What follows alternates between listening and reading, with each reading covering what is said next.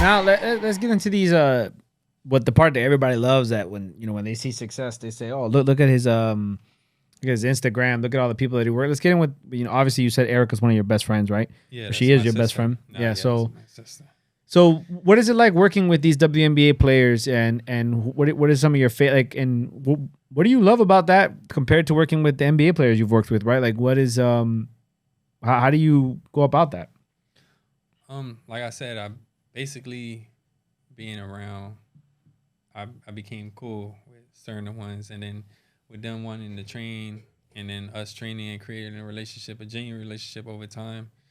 It just happens like naturally. It's not like I never go into nobody's DM. Yo, can I train? I never do that. Like if they want to train, That's they'll something Andrews talked about. Yeah. yeah, they reach out or they hit E up like, yo, like that just happened in Atlanta. Like Erica just got traded from LA to Atlanta, and one of her teammates was there because she just had a baby not too long ago, so she's getting back into it fully, and Erica was talking to her, and then she's like, oh yeah, my best friend's gonna be up there, and all right, let's train. So I trained her, so it happens like that, but what did you ask? What was my favorite? Yeah, the differences. Like, how much do you enjoy with a lot of these WNBA players that you work, like even now doing the open run with all these WNBA players? No, I feel even more like it's more gratifying for me because it's like it's like nobody's paying attention to it. Nobody's doing it.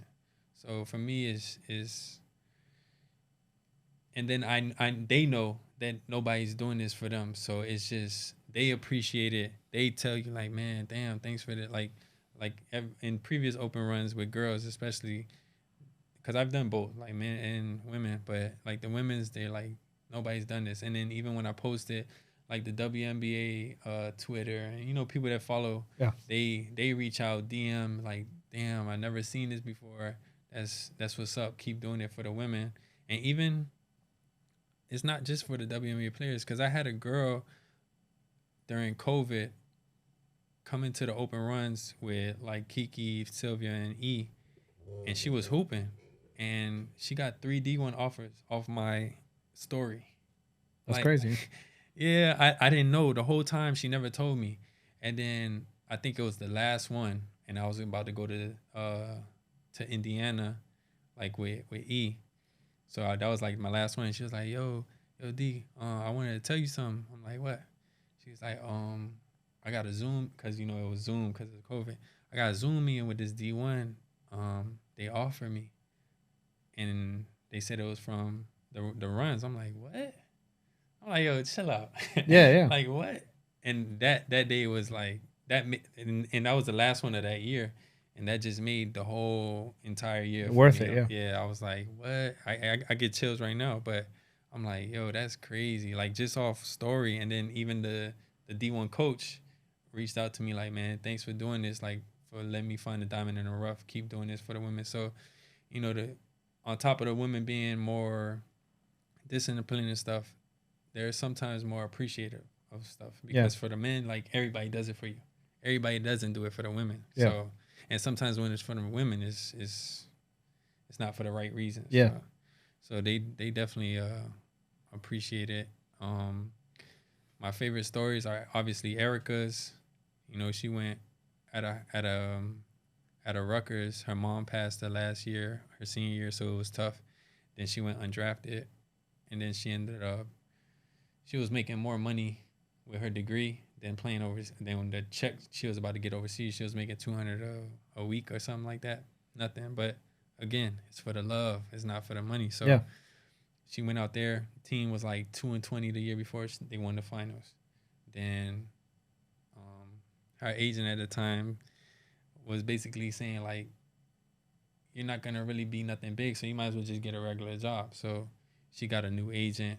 Obviously gave her extra motivation because we think the same. And went to Turkey, killed. Went to Brazil. Oh no, went to Brazil, killed. Went to Turkey, killed.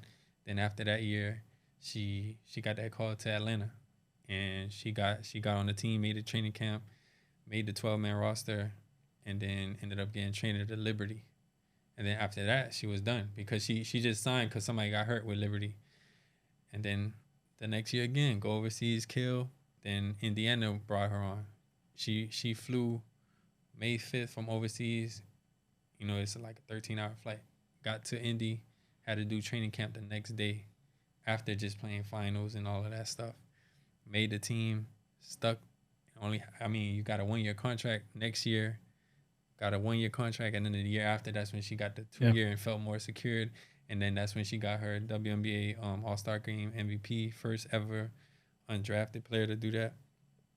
And it's just the growth with every year. And that's why I tell all of these kids, because I seen it. Like, I seen it firsthand. Like, that's my best friend, my sister. Like, I've seen grinding, sacrificing certain things, like being a good person, being genuine, like, it pay off for you. And then also with Betnijah Laney, I train her also.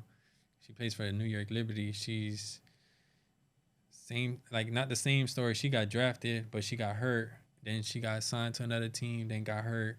And then it was just, by that time, it was like, all right, we might pick you up as 11th, 12th man person.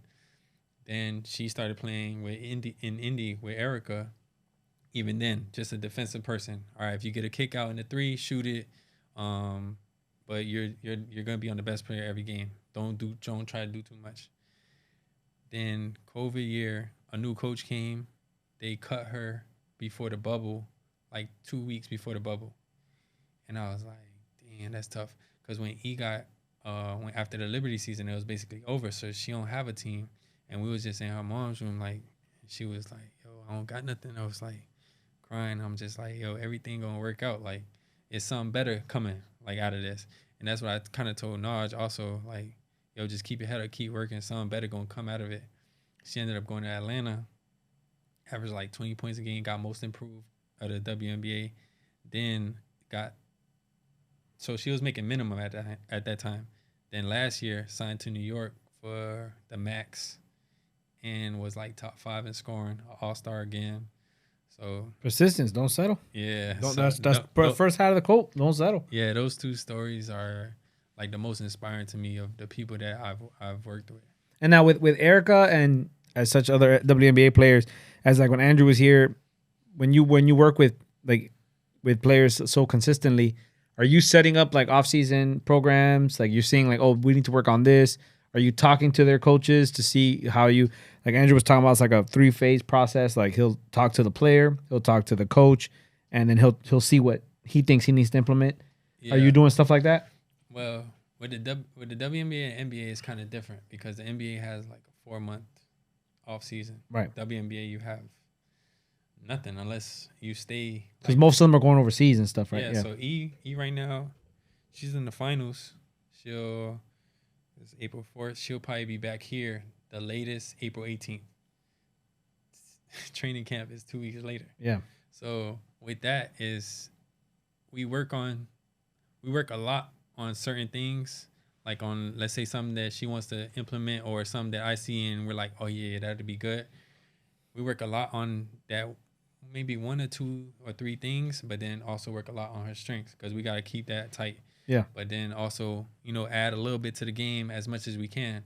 But I mean, when I was going up there to Indy, I would be at the practices. So I was talking to the head coach, like, she's like, nah, just keep doing what you're doing. I see it. So like the coaches, if anything, they'll tell me something, but it wasn't really like I could kind of, I know what she could be better at. I'm at the game, so I could see everything.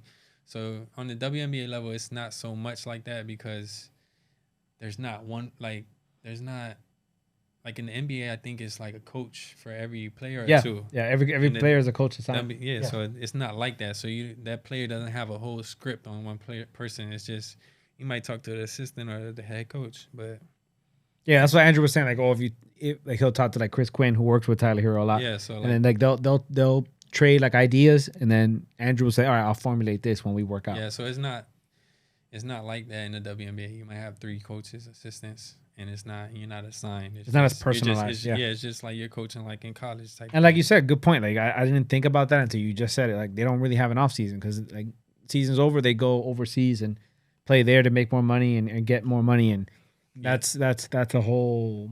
Yeah, I didn't think about that until you just recently said it, and that makes perfect sense. Yeah, so we used to have like it was hard, but we, like I said, you got to sacrifice sometimes that rest that you want to work on stuff that you know that can make you better for the season coming up. So, like, even when she comes down, she's coming straight to Miami because, well, we're gonna train obviously, but then she's doing a documentary right now, so we had to film something down here.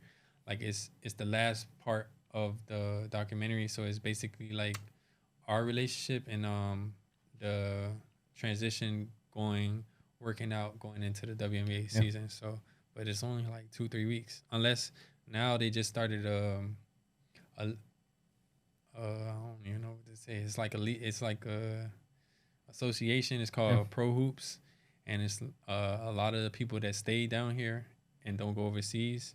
They have it in Vegas. It's like a month and a half long, and WNBA players that stayed in college, or players that feel like they just need to get seen and they could get an opportunity to get into the WNBA because all the WNBA coaches are here. And when you go overseas, you know, some coaches that are really on it pay attention to it, but you could be killing overseas and not being seen that much because you're playing at two different times. Like, somebody might be playing at 10 in the morning and it's 6 over there or something like that. But if you're playing, like, a lot of people got picked up for training camps at that spot, Pro Hoops, because it's called AU Pro Hoops, because coaches got to go see it in person. Like, they got to go see the person. It's in Vegas. It's a month and a half long. You got WNBA players that don't go overseas. And I think it's a good thing, like, because they don't have to go overseas. They could still get a check here and obviously some marketing money. Yeah. And for some people, they rather make less and be able to stay here, be with it. Like, a lot of these players, they don't even get to have birthdays. They don't have to Christmas, like, nothing. They don't do that with their families for, like, the past however long they've been in the league. It's tough for them. So, and if they get pregnant, it really messes up the money and all that. Yeah. I mean, now the WNBA put it in where if they're pregnant, they still get paid. Okay. So before they did it? I didn't know that. I think they did, but it was like partial. Damn. Or something like that. That's tough. Yeah. Yeah. So now the new CBA is way, way better. Like, the max used to be 117. I saw the max went up. Yeah. Yeah. Now it's like 250, and then on top of you could get marketing money. Yeah. So you could make a lot of money. Yeah. Wow. That's. I didn't know that if they got pregnant, they didn't get paid. Like, if it happened during season and stuff like that, that's pretty wild. But if they do now, I know for sure right now it wasn't full. Yeah, because back then, at least. Because, like, the girl that I just trained, Cheyenne Parker, she got pregnant this season, and then also Kiki got pregnant right before the season. So I know, and then just knowing about it, like, I know for sure now you get it. I don't know exactly how it was before. Yeah. But it had to be, like, let's say partial or a certain amount. Yeah. That's crazy. That's tough. Or maybe they did, but now it's more benefits to it. Yeah. That's tough.